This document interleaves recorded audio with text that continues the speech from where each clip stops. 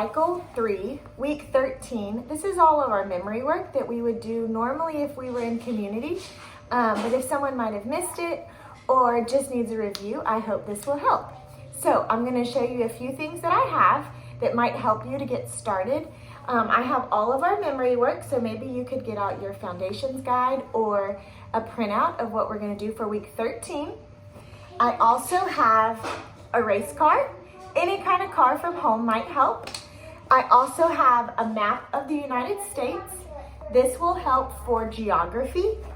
I also have a homemade drum. You might want to grab a pot and a drumstick to make us a drum for some of our work for this week. I have a few other things, but I think that would help you get started for you to do some things with me while we go through this. So I hope you enjoy and join along at home with me. Okay, now we're going to talk about timeline for this week. This week is the age of exploration that we're moving into. So you can see I have this on my board. It's just the first letter of each word in the card that kind of looks like a puzzle for the kids to find so they can learn the exact words that are on the cards.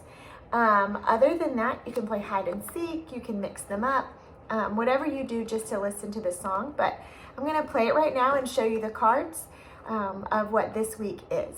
So here it goes.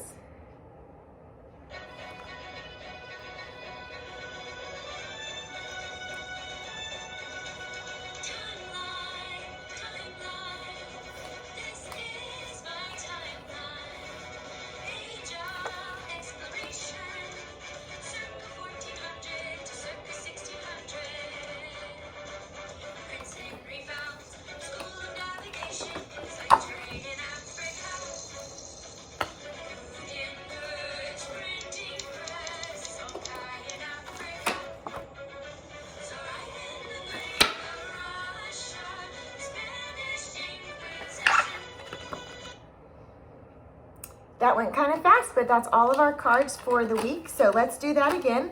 We've got the first one is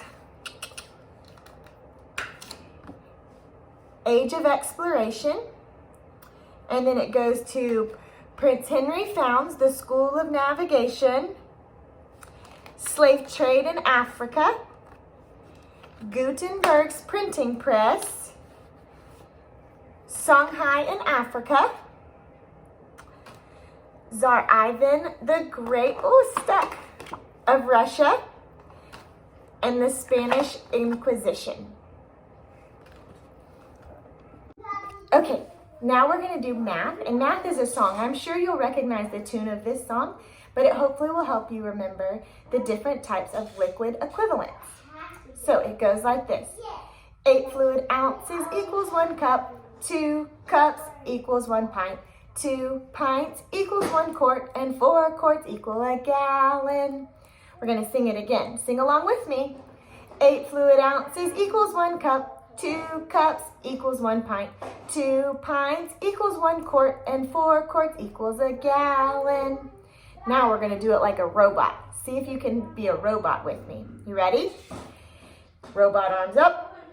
8 fluid ounces equals 1 cup. 2 cups equals 1 pint, 2 pints equals 1 quart, and 4 quarts equal a gallon.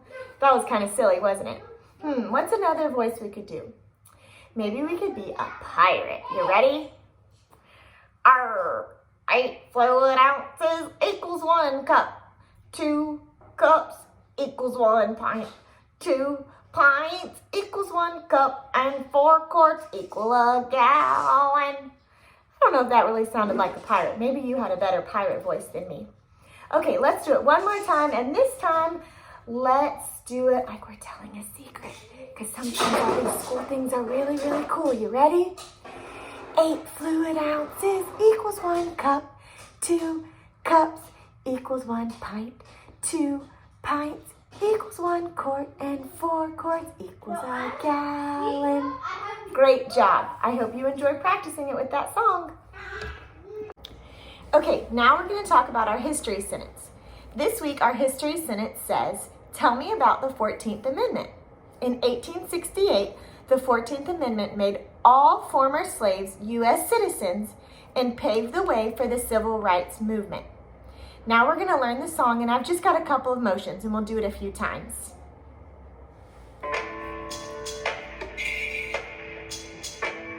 In 1868, the 14th Amendment made all former slaves U.S. citizens and paved the way for the civil rights movement.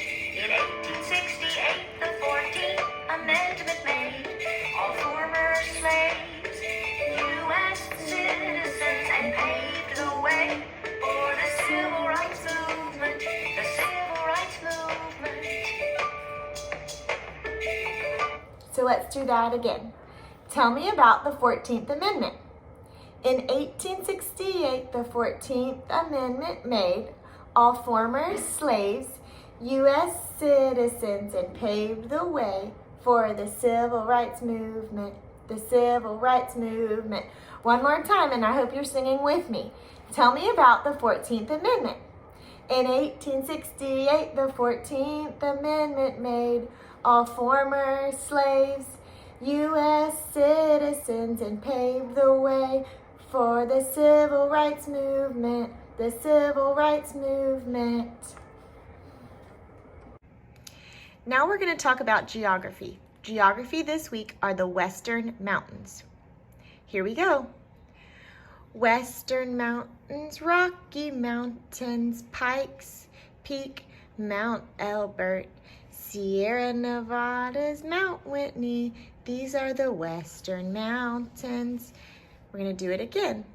The Western Mountains, Rocky Mountains, Pikes Peak, and Mount Elbert, Sierra Nevadas, Mount Whitney. These are the Western Mountains. Now, I'm going to take my little race car vroom, and decide where he's going to go. So first, remember, he's going to travel down the Rocky Mountains. Then he's going to come to Pikes Peak first. Next would be Mount Elbert, the orange one. Then he's going to drive over to the Sierra Nevadas and Mount Whitney. So let's try that one more time. We've got the Rocky Mountains. We've got we've got Pikes Peak is blue. Then we've got Mount Elbert. Go all the way over here near California. And we've got the Sierra Nevadas and Mount Whitney. Let's sing the song one more time. Western Mountains, Rocky Mountains, Pikes Peak, and Mount Elbert, Sierra Nevadas, Mount Whitney. These are the Western Mountains. Okay, guys, now we're going to talk a little bit about science. Science this week, the question that we're asking is, what is the atomic number? The answer to that question is, the atomic number is the number of protons in the nucleus of an atom, which is also the number of electrons in a neutral atom. What in the world are we talking about? So I have this picture, and you can see these are different elements. So what we're talking about, the atomic number, is seen in an element. This represents the number of protons in the nucleus and the number of electrons in a neutral atom. Lots of science words. So you can get this printout on the sandbox, or you can message me and I'll figure out how to get it to you. So we're going to practice our definition. I'm going to read it one more time. What is the atomic number? The atomic number is the number of protons in the nucleus of an atom, which is also the number of electrons in a neutral atom. Now, we're going to have a little fun with this. I have my packet of Say It. We're going to find out who we're going to become to say it this time around. Let's see. Oh, driving a race car. You ready? Put on your seatbelt. Get your steering wheel. You ready? What is the atomic number? Oh my goodness. The atomic number is the number of protons in the nucleus of an atom, which is also the number of electrons in a neutral atom. Oh, that was rough. I hope you held on there in the back. Okay. How was that? All right, we're going to do it again. Let's find out. That was a fun race car drive. Let's do another one. How are we going to do it? Oh, squeaky like a mouse. What is the atomic number? Maybe I need a little mouse. Don't we a mouse costume? Hold that thought. My mask, my mouse mask. Can you go find it, sir? I need your assistance. Hold on, we might have a mouse coming. It'll be worth your wait. We're still talking about the atomic number, but it's gonna be like a mouse. I don't know if they can find it. Oh, looks like it's coming. It was worth the wait. Here we go. Squeaky, like a mouse. What is the atomic number? The atomic number is the number of protons in the nucleus of an atom, which is also the number of electrons in, what was that word? In a neutral atom. That's about an atom. Okay, let's see. I'm starting to get an audience in my house. Let's see, maybe one more. Oh, nope, not gonna do that one today.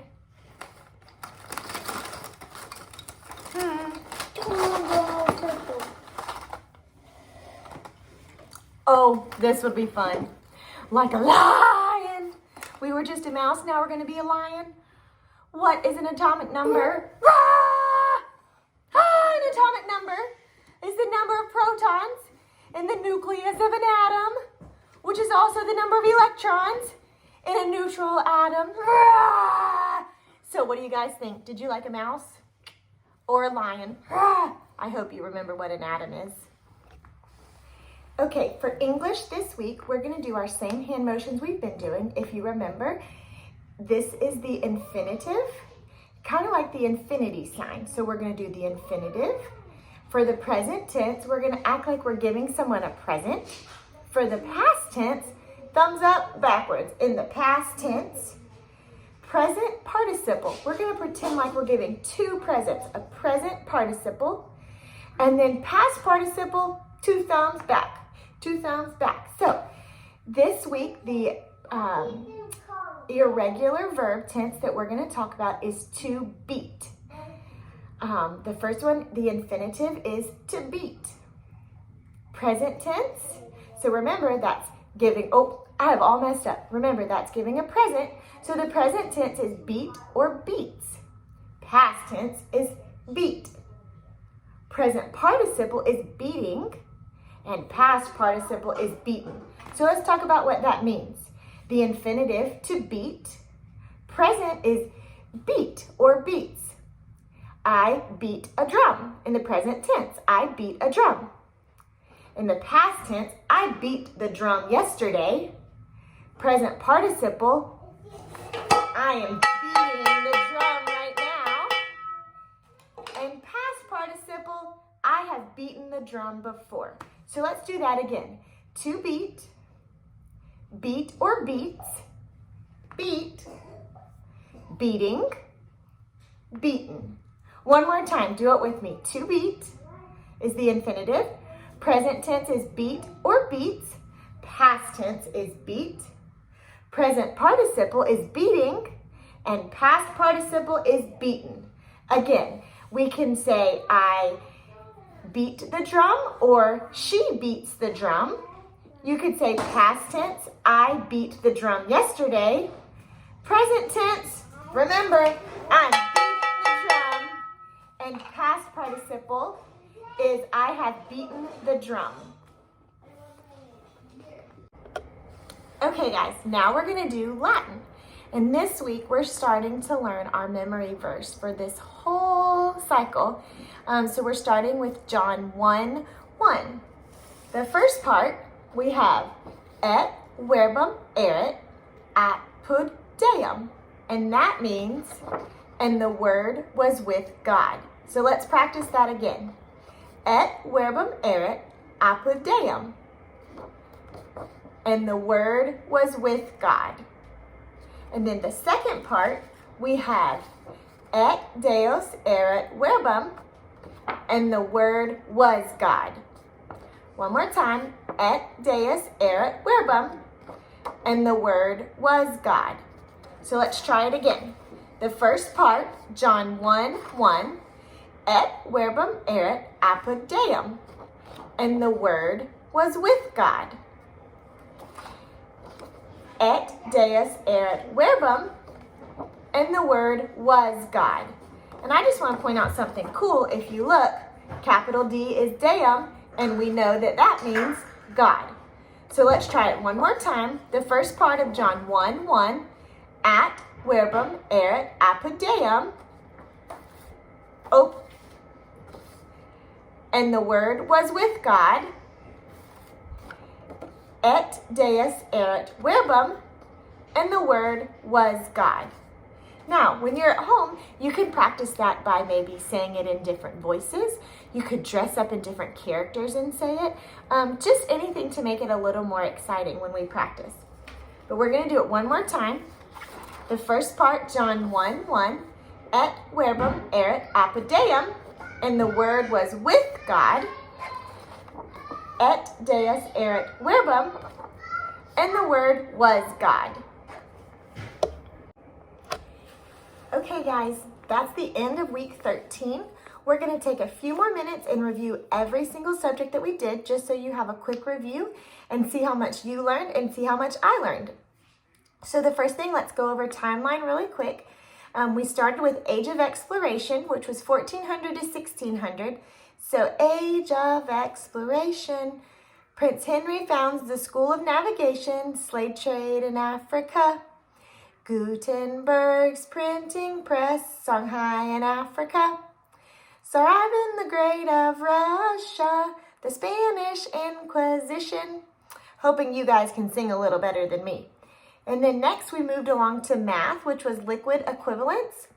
That one was 8 fluid ounces equals 1 cup, 2 cups equals 1 pint, 2 pints equals 1 quart, and 4 quarts equals 1 gallon. Next was history. We talked about, it says, tell me the 14th Amendment.